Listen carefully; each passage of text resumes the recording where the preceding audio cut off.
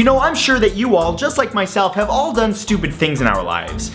But at least we didn't die from it. Death. It's a normal part of life that we all have to deal with at one point or another. And there's really nothing unordinary about it. Tens of millions of people die every year of disease, hunger, murder, and just plain old age. But not everyone that's died has done so from natural causes. In fact, there have been some deaths that were so unusual that calling them weird is a little bit of an understatement. So today, I gathered some of the strangest deaths that have ever been documented that will surely make you believe in Darwinism. So without further ado, here they are, the 10 most bizarre deaths of all time. Number 1 is Wii for Wii. In 2007, the Nintendo Wii was one of the hottest products around, and it was in short supply. Both gamers and parents of gamers were willing to do pretty much anything to get one. To capitalize on this, a California radio station called KDND 107.9 held a contest called Hold Your Wii for Wii. Contestants were required to drink about 7.5 liters of water, and whoever held it the longest won. One of the 20 contestants was a 28-year-old mother named Jennifer Strange. After coming in second, she didn't feel so well, so she immediately went home, only to later be found dead of water intoxication. Her family ended up suing the radio station and won $16.5 million for wrongful death. I'd just like to point out that the woman came in second. She didn't even win the Wii. I'm not saying she's dumb, but you know, someone may have plopped a steamer in her gene pool. Number 2 is death by chocolate. Vincent Smith II was a 29-year-old factory worker at Cocoa Services in Camden, New Jersey. He seemed to have the perfect job. He got to work with confectionery all day and made a good living doing it. That was until one day in 2009 when he was dumping cocoa into a giant vat of chocolate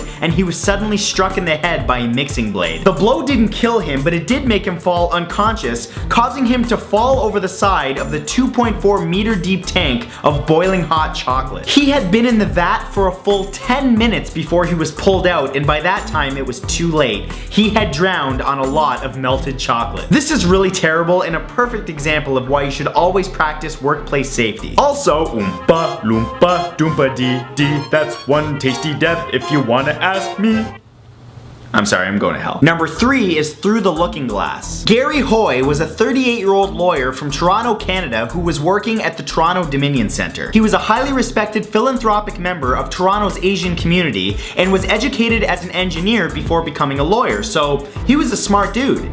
Or so people thought. One day, while working with a bunch of prospective apprentices in the office, he decided that he wanted to prove to them that the glass in the Dominion Centre was unbreakable. Having tried this previously where he harmlessly bounced off the glass, he again threw himself against it where, like he predicted, the glass did not break. No, instead, the frame gave way, sending him and the entire pane of glass plummeting 24 floors down to the concrete below. This bizarre death was recreated by Mythbusters and actually got Hoy recognized at the 1996 Darwin Awards. Well, this proves once again that you should never trust windows because one way or another, it's gonna crash. Number 4 is All Choked Up. Angela Isadora Duncan was an American dancer born in 1877. Originally from California, she lived in Western Europe most of her life and was an accomplished dancer that performed to acclaim throughout Europe after being exiled from the United States for her pro-Soviet stance. She had a great fondness for flowing scarves that she regularly wore as a part of her wardrobe. Unfortunately, it was that very fondness that contributed to her death. One night in 1927, she was a passenger in a Bugatti while driving around in France when suddenly the car was in an accident. Her silk scarf, which was draped around her neck, became entangled in the open-spoked wheel,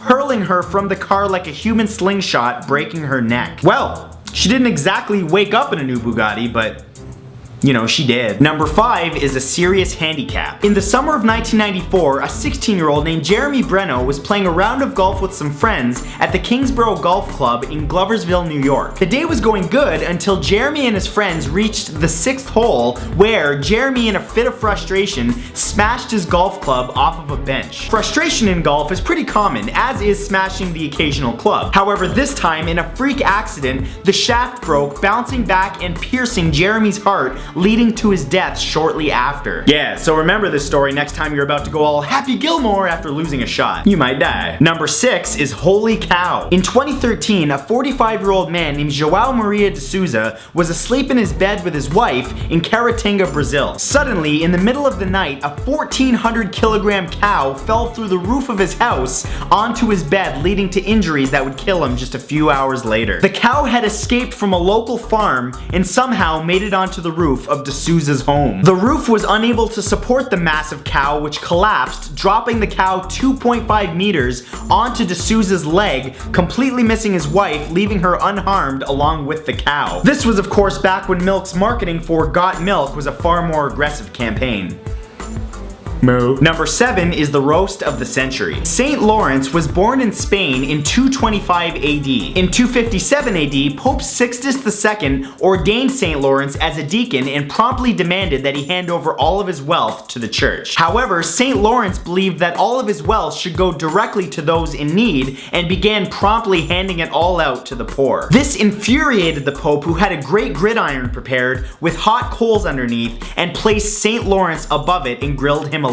Surprisingly, as he was slowly roasted to death, he reportedly joked with his tormentors, saying, "Turn me over, I'm done on this side." Today, he's the patron saint of cooks and firefighters, which is extremely morbid, and whoever decided that has a really sick sense of humor. Get your head checked. Number 8 is backfire. Clement Vallandigham was a 50-year-old lawyer from Ohio who practiced law for many years. On one such case, he was defending a client who was charged with murdering a man in a barroom brawl. In an attempt to prove his client's innocence, he demonstrated how the victim might have shot himself. Selecting a pistol that he believed to be unloaded, he put it in his pocket and reenacted the events as they might have happened. However, the pistol was in fact loaded, and upon snagging the gun on his own clothing, unintentionally fired it into his own stomach. His client was cleared of the crime, however Vallandigham died shortly after from his wounds. Now that's dedication to your work. Number 9 is Revenge of the Snake. In 2014, a Chinese chef named Pen Fan was preparing a snake soup for guests at a restaurant that he was working at. The soup is a delicacy and requires the chopped up meat of an Indo-Chinese spitting cobra. After killing the snake by severing its head, he continued to prepare the soup. However, 20 minutes later, as he was throwing out the carcass,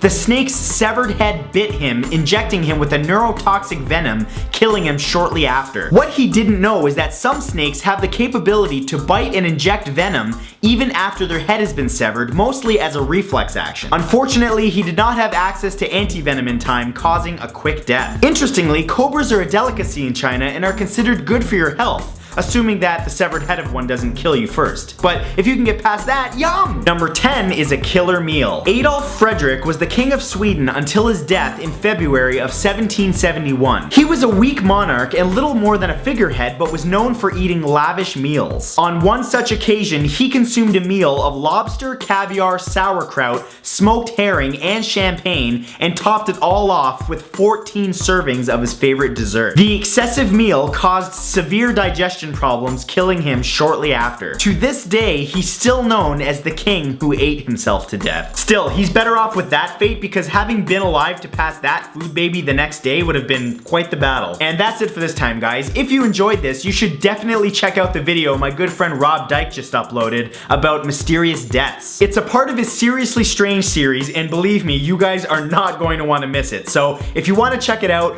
click the annotation on the screen or the link in the description and tell him I sent you. As always, I would very much appreciate it if you guys gave that like button a click, and don't forget to click that red subscribe button if you'd like to see future videos from me, because I upload every Tuesday and Saturday. I hope you guys have a great day, and I will see you later on my second channel and on my social media.